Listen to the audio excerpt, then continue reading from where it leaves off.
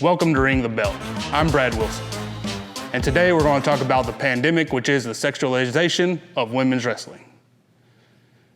It's affected wrestling far longer than the coronavirus and COVID ever have. When I was a kid, it was normalized by bra and panty matches, TNA movement, Sable taking off her shirt, handprints on the puppies. We all remember those days. And it was okay back then, quote unquote. It's what we were told and what we were taught. But today, women's wrestling is different. Today, women's wrestling is taking over wrestling as a whole. We have an all-women's main event at WrestleMania. We've had women's heavyweight champions in both Lucha Underground and Impact Wrestling. And we have women taking over independent wrestling and putting on far more entertaining matches than any of us can remember in the past few years. It's time for us to wake up and realize that just because they're wearing form-fitting outfits doesn't mean they deserve to be shouted at and hollered at when they walk through the entranceway. Remember, this is somebody's daughter, somebody's sister, somebody's mom. How would you feel if this was akin to you trying to chase and live a dream, and you came to see them and they walked out the entranceway to a bunch of marry me, oh date me, a bunch of sexualized jokes that are far way too outdated and inappropriate? See, I love women's wrestling. I love intergender wrestling. I don't love all that comes along with it, especially here in the South. See, women have been treated with respect in other parts of the country, such as California, Texas, the Midwest. But as always, the South is the last place to catch on. And that's disheartening.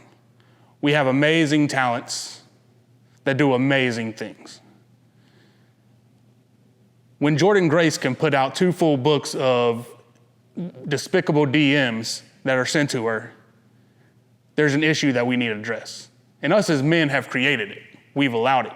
So it's us as men that have to step up, admit that we created the problem, and fix it.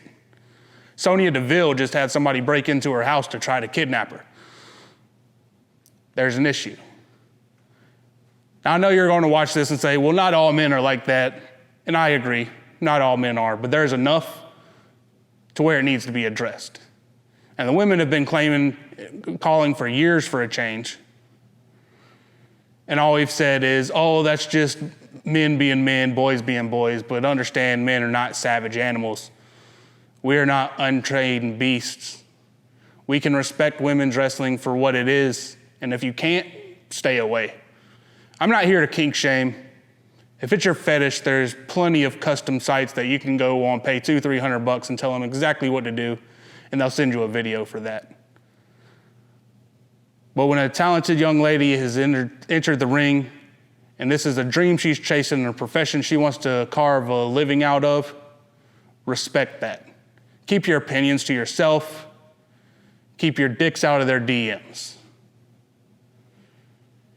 If this is offensive to you and hits a little too close to home, walk into your bathroom and look in the mirror, because I'm probably talking about you. See, this show isn't for popular opinions. It's for things that need to be said. So next time there's that all-women's match that you like to refer to as the popcorn match, watch and respect it. Look and learn, because it could be your daughter one day. It's time to ring the bell on the sexualization of women's wrestling.